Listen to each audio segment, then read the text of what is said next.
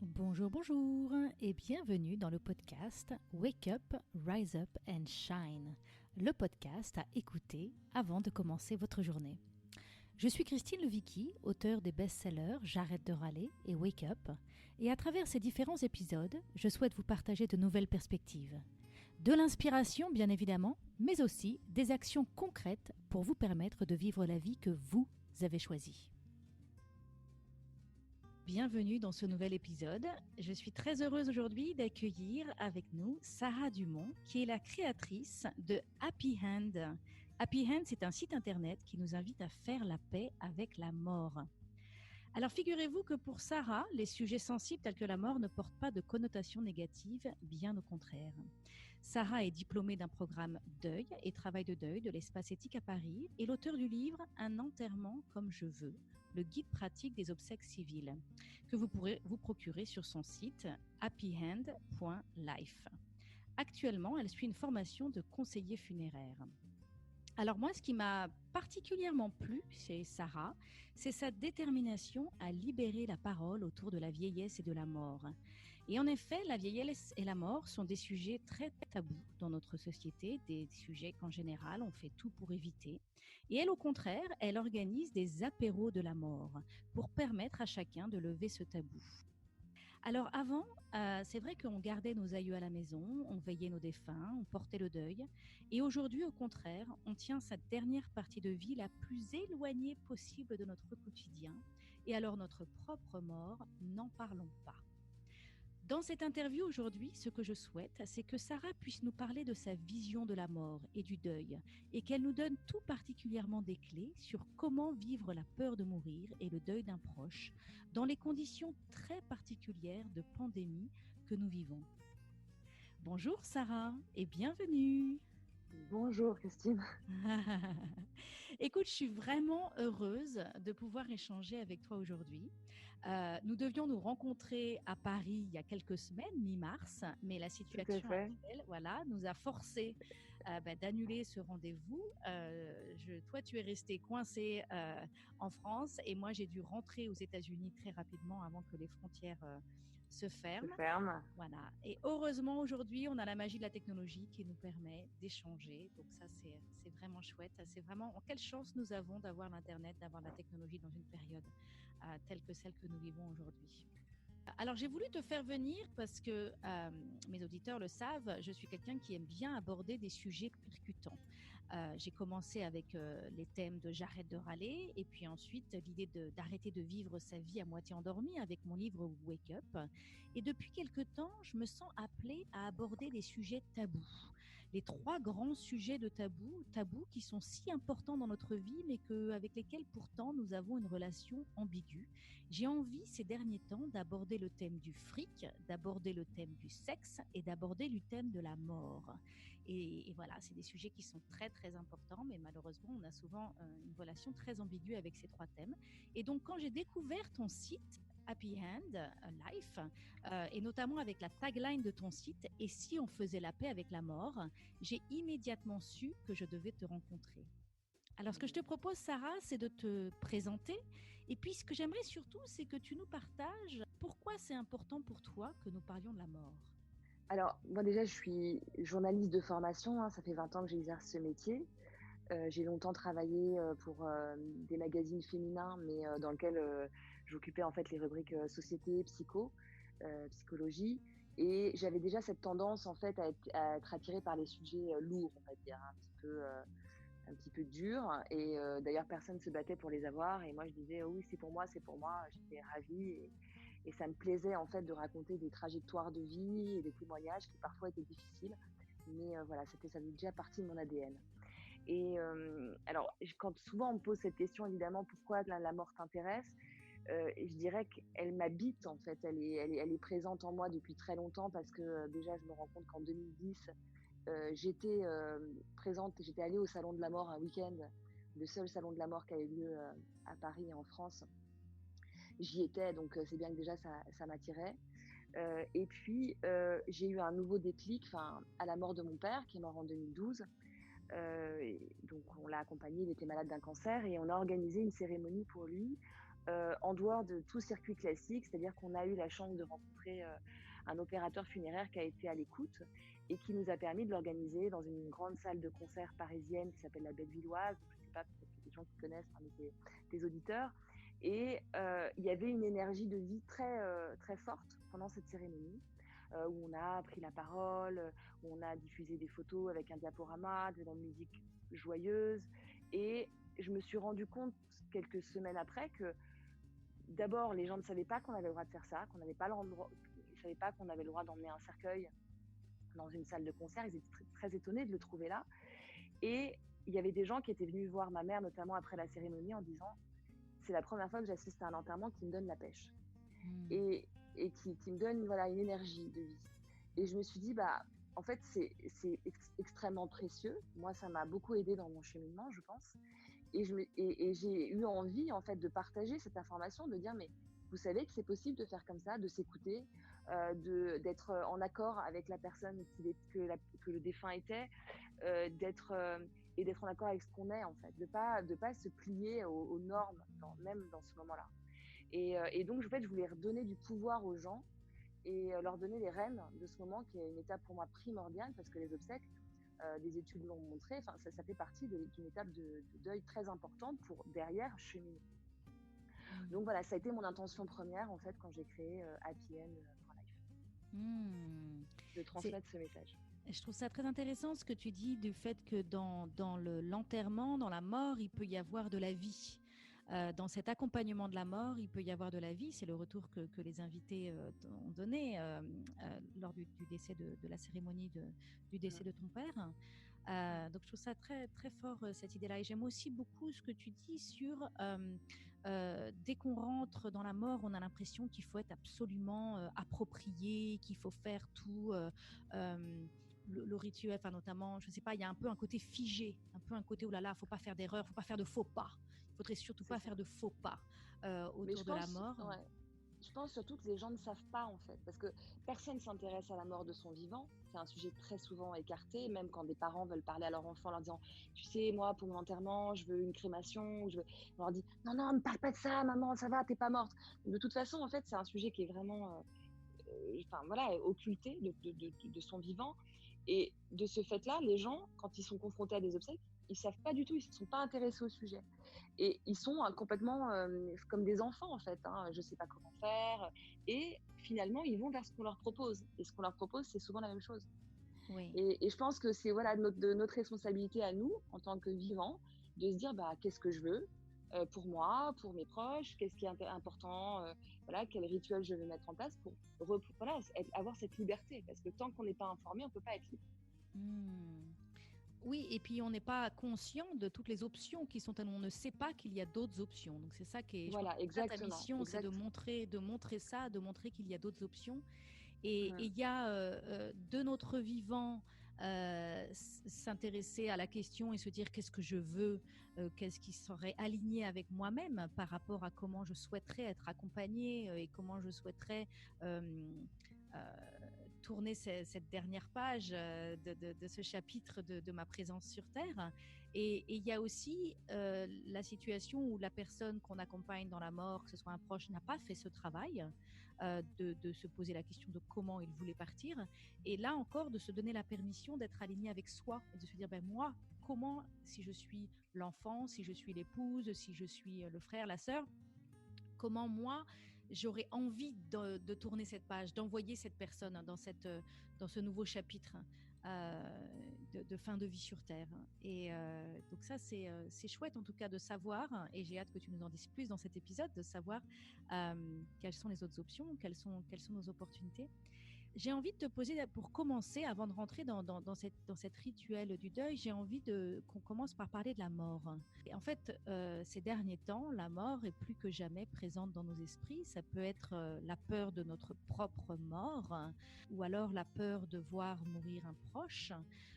Et on est aussi tous en présence de cette idée on va peut-être être témoin de beaucoup de morts dans notre communauté, autour de nous, dans notre société. Et donc on peut ressentir beaucoup d'empathie et avoir avoir un vécu de la mort, une présence de la mort dans notre conscience en ce moment, toute particulière.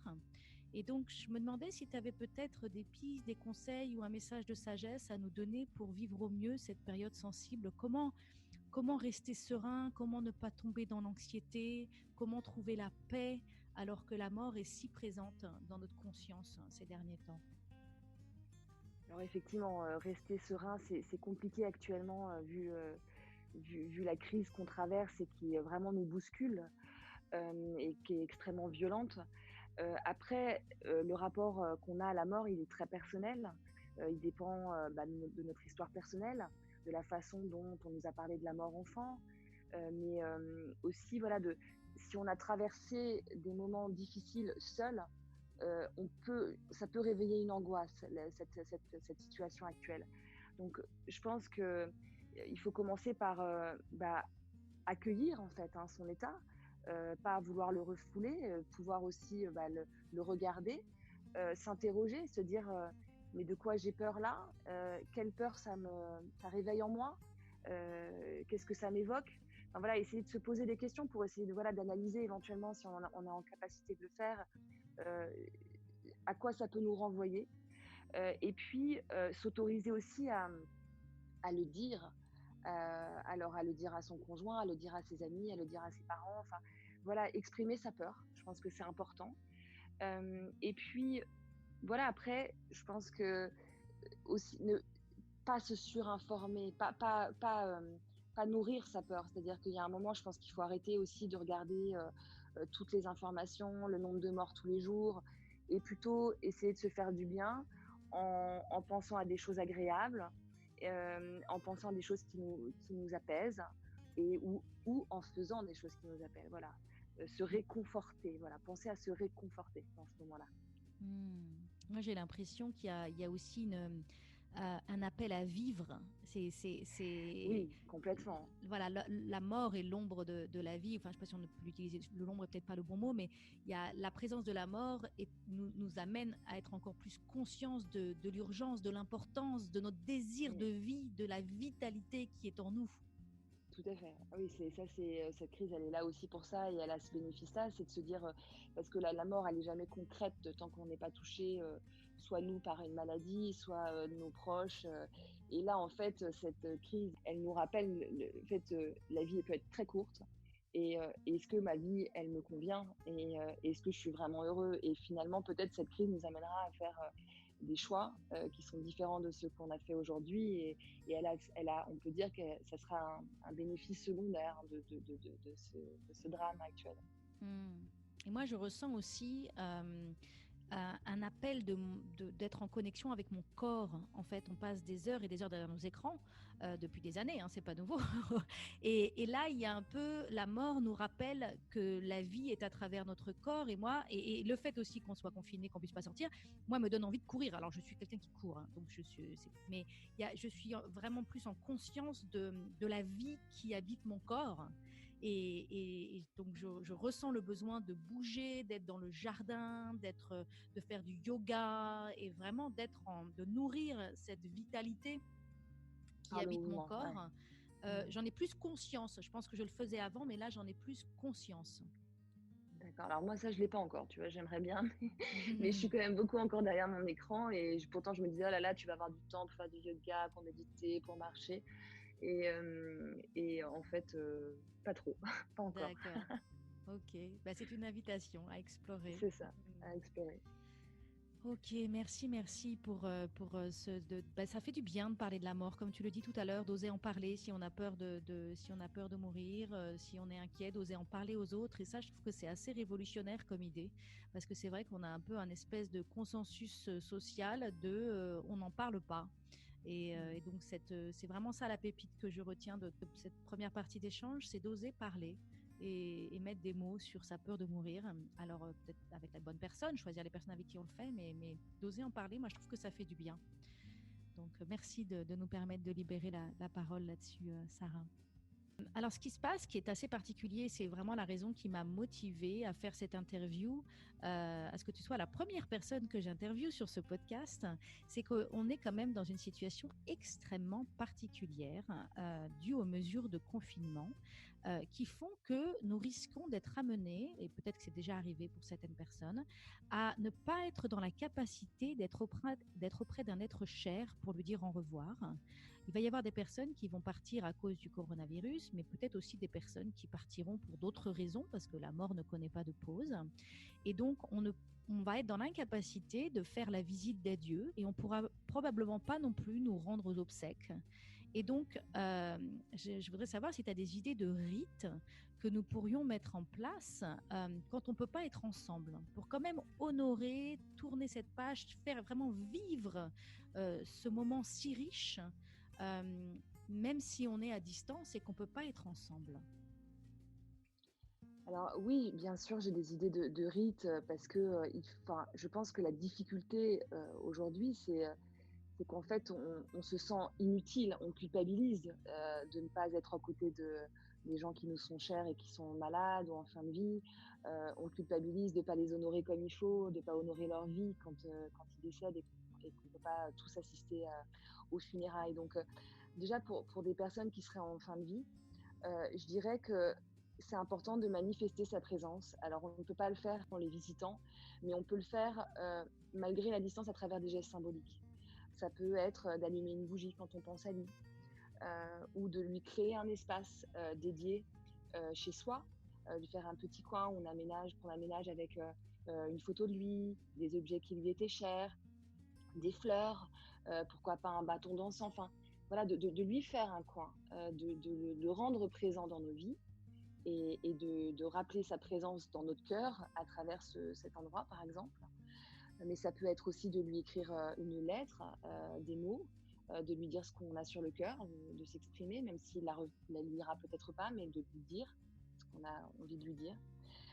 Et pourquoi pas de créer aussi des moments de communion avec les autres membres de la famille, justement, par exemple avec des réunions comme sur Zoom, et où on pourra s'exprimer collectivement, dire un mot, exprimer ses peurs, exprimer son chagrin, ses angoisses, les partager, mais ça peut être aussi de chanter tous une chanson qu'il aimait ensemble sur Zoom ou sur Facebook Live ou ce qu'on veut. Mais en fait, voilà, de manifester sa présence à distance, c'est possible, même si on ne peut pas être aux côtés de la personne. Et on sait aussi que les études l'ont prouvé, les infirmiers en soins palliatifs le disent, hein. Les gens, souvent, ils attendent qu'on soit plus dans la pièce pour partir. Donc, il faut se dire que souvent, les gens, ils choisissent de mourir seuls. Euh, donc, on n'est peut-être pas là, mais on est là dans l'énergie qu'on véhicule et dans toutes nos pensées. Et c'est ça qui est primordial. Donc ça sera pas raté. Voilà. Et puis après, par rapport le fait de ne pas pouvoir se rendre aux funérailles de notre proche, je pense que aujourd'hui, il y a le numérique nous aide beaucoup dans ce moment-là, dans le sens où on voit, notamment nous en France, mais j'imagine que c'est pareil chez vous aux États-Unis, il y a de plus en plus d'entreprises funéraires qui proposent de pouvoir visionner les funérailles, de les filmer, de pouvoir les transmettre soit en live, soit après de pouvoir les regarder chez soi. Donc ça existait déjà auparavant pour des gens qui étaient loin, mais là aujourd'hui, je pense que ça a tout son sens. Ça peut peut-être choquer de certaines personnes de dire ah mais c'est bon, mais aujourd'hui je veux dire c'est indispensable et ça peut vraiment beaucoup aider pour avoir le sentiment de ne pas avoir été écarté de ce moment-là et d'avoir pu voir ce moment-là, le visualiser et être présent en voyant les images. Ça peut aider aussi, on sait, une étude chez nous en France du Crédoc a montré que voir le défunt était important. Donc, on peut demander, puisqu'aujourd'hui, il y a beaucoup de mise en bière immédiate, hein, il me semble même que ça fait partie d'un décret qui vient de tomber chez nous, en tout cas, de demander aux professionnels de lui prendre une photo de lui si, évidemment, il est joli, s'il reste beau. Enfin, je veux dire, ça sert à rien de voir une image trop difficile, mais sinon, ça peut être de voir aussi ses mains, juste ses mains photographiées dans son cercueil. Mais voilà, d'avoir une photo de lui, on peut tout à fait le demander à un professionnel funéraire qui le fera volontiers. Et puis, après, je pense qu'on peut aussi confier à cette personne une lettre, un dessin d'enfant, des objets qu'on veut avoir, qui sont importants pour nous de lui mettre, de le faire partir avec dans son cercueil. Et enfin, je dirais que, alors là, probablement les funérailles vont être minimaliste, probablement plus courte qu'elle l'aurait été. En tout cas, il n'y aura pas l'assemblée qui était peut-être attendue. Mais je pense que déjà, on peut faire des gestes, comme j'en ai évoqué tout à l'heure, certains, des gestes symboliques pour lui. Voilà, il a une bougie, la lettre, de réaliser quelque chose en son hommage, un plat qu'il aimait bien, un mandala de fleurs, un dessin, enfin tout, une chanson, enfin voilà, de faire comme si on avait été à son enterrement. Qu'est-ce qu'on aurait dit, comment on aurait exprimé notre peine. Bah, je pense qu'on peut le faire, éventuellement même le partager entre nous. Voilà, ça peut faire du bien aussi. Et puis, ne pas s'interdire, et ça me semble important, de programmer, quand le confinement sera levé, une cérémonie de souvenir. Au moment, soit au moment d'une inhumation, parce que certains défunts ne vont pas être enterrés tout de suite, donc au moment de son inhumation, ou au moment de la remise de l'urne, ou bien au moment de la dispersion des cendres, ou alors une cérémonie souvenir en dehors de tout ça, à travers un repas où on évoquera le défunt. Enfin, en tout cas, ce sera un repas en son hommage, et ça sera dit, ça sera mentionné comme tel. Et voilà, de prévoir, de se dire que aujourd'hui c'est pas possible, on n'a pas le choix, mais je veux dire, l'hommage il se fait sur la durée, et on pourra se rattraper et faire quelque chose derrière de très fort. J'aime beaucoup cette idée de l'hommage se fait sur la durée. Je pense que Mm. c'est quelque chose qui est important d'être dit et d'être entendu, parce que c'est tellement vrai, et il peut y avoir énormément de grâce dans cette durée. C'est bien. Et j'ai envie de te demander, qu'est-ce que les enfants dans tout ça? Les enfants, ils sont chez nous, ils sont présents, Mm. ils écoutent, ils entendent. Qu'est-ce qu'on peut faire pour les aider à vivre au mieux la mort autour d'eux? Alors, déjà, je pense qu'il faut leur dire la vérité. Moi, j'entends encore beaucoup de gens qui me disent oui, on lui a pas dit, ou on va lui dire plus tard. Donc, je pense que déjà, il faut vraiment pas avoir peur avec eux de leur dire dès le plus jeune âge, hein. Même, j'avais interviewé une psychologue qui m'avait dit que même in utero, hein, je veux dire, si les mamans enceintes aujourd'hui, si elles ont peur pour un proche qui est à l'hôpital, qui va peut-être mourir, il faut le dire. Il faut dire j'ai peur. Il faut parler à son bébé, parce qu'ils ressentent tout. Ce sont des éponges, même quand ils sont dans le ventre de leur maman. Donc, c'est vraiment de leur parler, de pas, en tout cas, d'employer le mot mort. Et de pas être dans il nous a quittés, il est au ciel. Enfin, les psys disent qu'il vaut mieux éviter ce genre de mots, parce qu'ils sont capables d'entendre déjà, et puis de comprendre aussi à un certain âge, même si on sait ouais. Enfin, je veux dire, le côté définitif de la mort n'est pas compris tout de suite, mais en tout cas, voilà, il nous a quittés, ou il est parti, bah, ça peut leur laisser penser qu'il peut revenir.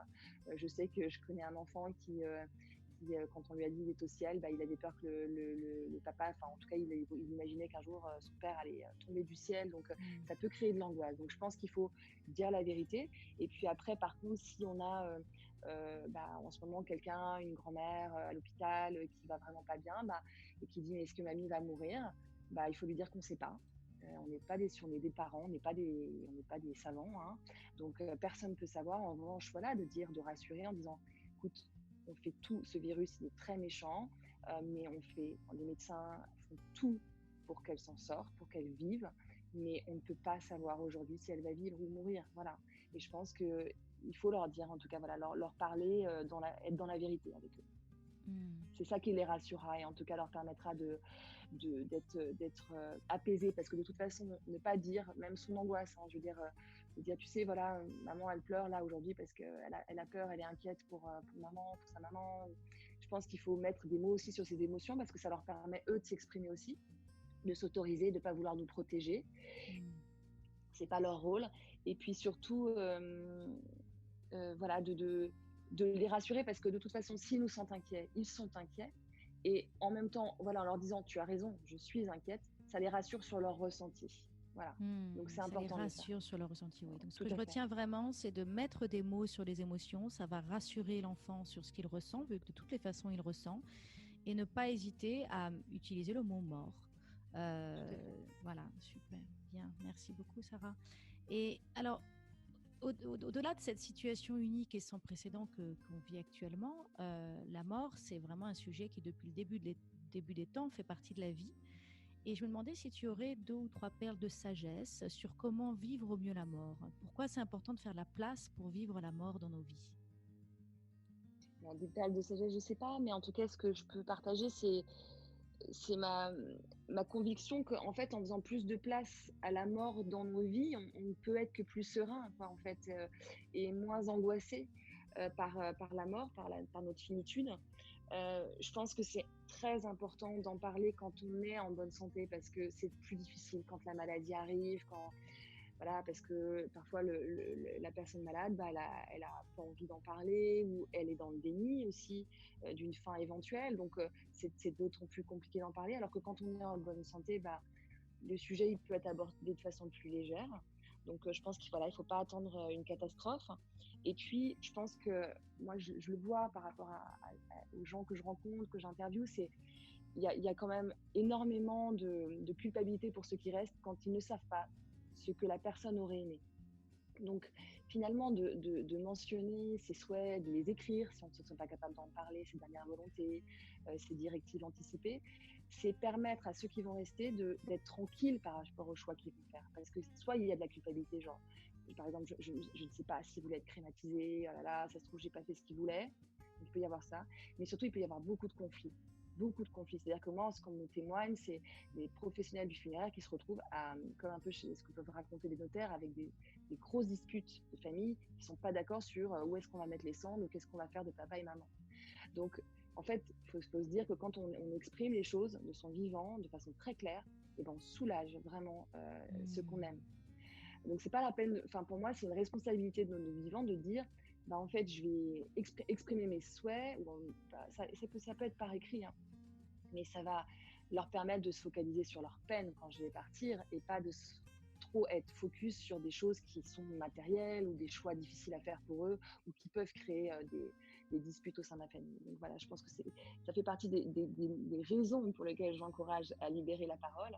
Et puis ensuite, c'est ce qu'on disait tout à l'heure, c'est que en fait, se rendre compte qu'on va mourir et en avoir vraiment conscience, c'est aussi du coup se dire mais il ne faut pas que je perde de temps, il faut que je sois dans ma vie telle que j'aimerais l'être en fait et arrêter voilà de dire je ferai ça demain, etc. Si c'est important, voilà, c'est qu'est-ce que je veux de ma vie, est-ce que je suis heureux, voilà, ça, finalement se rappeler qu'on va mourir, ça permet ça et ça c'est bien. Et puis je dirais voilà que pour moi en fait c'est le message que je fais passer à travers Happy End, c'est que pour moi la mort c'est une étape de vie. Pour le coup c'est la seule certitude qu'on a quand on est, c'est qu'on va mourir. Donc elle doit pour moi avoir vraiment la même importance que la naissance et et pouvoir voilà être verbalisé, pouvoir être célébré, pouvoir voilà, ça nécessite pour moi la même attention.